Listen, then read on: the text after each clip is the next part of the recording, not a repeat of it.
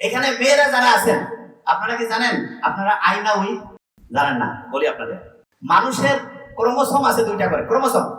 তা পুরুষের যেটা সেটা হচ্ছে এক্স ওয়াই। এক্স এক্স আর ওয়াই কি একরকম হইল না দুই রকম? মেয়েদের হচ্ছে এক্স এক্স, একরকম না আলাদা? শোনার একটা ঘটনা বলি। সারা পৃথিবীতে যতগুলো বংশগত রোগ আছে, এক দুইটা বাদে যতগুলো বংশগত রোগ আছে, পুরুষের বেশি পুরুষের বেশি পুরুষের বেশি। এটা কি ভালো খবর?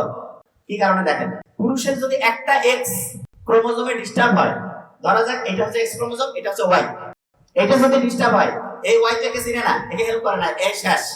আর মেয়েদের হচ্ছে দুইটাই এক্স ক্রোমোজোম, এটা যদি ডিস্টার্ব হয়, এই এসে তাকে হেল্প করে।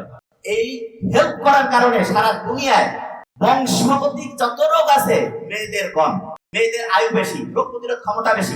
তাহলে বাঁচার ক্ষেত্রে প্রকৃতিতে মেয়ের দাম বেশি না ছেলের দাম বেশি? মেয়ে। আল্লাহ কত রহমত করছে, আল্লাহ জানে মানুষ যে খারাপ, এর যদি উল্টা ক্রোমোসোম করে দিত, এমনি তো মেয়েদের অবস্থা খারাপ করে দিচ্ছে, মানুষ খারাপ করছে। এই যে এক্স ক্রোমোসোম আছে না, এইটার একটা ক্যাপাসিটি আছে, আমি একটু সহজ করে বলি।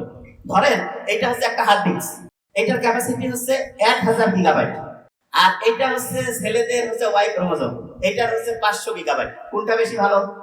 আপনার যদি আমি বলি সেম দাম, একটা আছে 1000 গিগাবাইট, একটা 500, কোনটা নেবেন? কোনটা কোনটা? মোহাম্মদ সাল্লাল্লাহু আলাইহি ওয়াসাল্লাম যে বলছে যে মেয়ে একজন দুইজন তিনজন ঠিকভাবে মানুষ করবে, সৎ পাত্রস্থ করবে, সে আর আমি মোহাম্মদ সাল্লাল্লাহু আলাইহি ওয়াসাল্লাম পাশাপাশি একই সাথে হচ্ছে জান্নাতে থাকবো। মেয়েদেরকে আল্লাহর নবী কত পছন্দ করছে।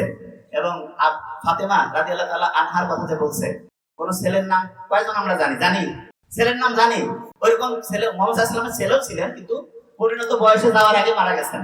কোরআনে আল্লাহ বলছে যে মোহাম্মদ তুমি কোনো যুবকের বাবা নও, মানে তোমার কোন ছেলে তারুণ্যের যুবক অবস্থায় পৌঁছার আগেই তারা মারা যাবে, এবং সেটাই করছে। কোরআনের কথা আল্লাহ নিজে বলে দিয়েছে এবং সেটাই হয়েছে। তা মেয়েরা যেটা আছে, মেয়েদের মেন্টালিটি কি হেল্পিং মেন্টালিটি? দেখেন এখান থেকে একটা জিনিস বুঝতে পারবেন, মেয়েদের মেন্টালিটি কি হেল্পিং নাকি হচ্ছে শুধু স্বার্থভাব? কোনটা? অনেকে একটু কনফিউশন যে আমরা করতেছি কি, আমাদের জিনের মধ্যে কি আমরা করতেছি কি। দেখেন আমি একটা জিনিস বলি, ধরেন যে আগামীকালকে ম্যাচ হবে, আপনাকে বলছে যে ভাই ম্যাচটা যদি কোনোভাবে জিততে পারো পুরস্কার আছে, তা আপনি সবচেয়ে পাওয়ারফুল প্লেয়ারটা টার্গেট করবেন না দুর্বলটাকে? কারণ পাওয়ারফুলকে যদি কোনোভাবে আউট করে যাওয়া যায়, জিতে যাবেন। ছেলে এবং মেয়ে, সত্যিকার অর্থে বলছি, মেয়েরা পাওয়ারফুল। পাওয়ারফুল কারা? কি কারণে সেটা বলতেছে, পাওয়ারফুল কি কারণে, কোন জায়গায় পাওয়ারফুল সেটা বলতেছে।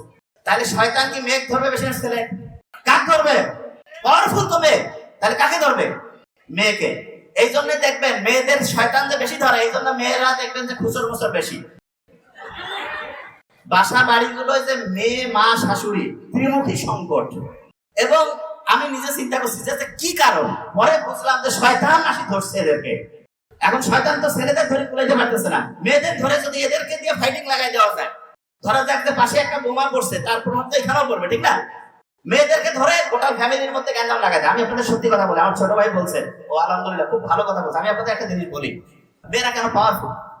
আপনি কি জানেন আপনার যে সন্তানের বৈশিষ্ট্য, এর 90% মেয়েদের কাছ থেকে আসে। কত পার্সেন্ট? ছেলেরা কিন্তু অনেকে জানে না। এখন 90% মেয়েদের আসে, তার মানে সন্তানটা ভালো হইলেও বৈশিষ্ট্যটা প্রধানত কার কাছ থেকে আসছে? তাহলে আমাদের যে বৈশিষ্ট্য, এটা প্রধানত কি আমার আব্বার জন্য না মায়ের জন্য? এই জন্য রত্নগর্ভা মা।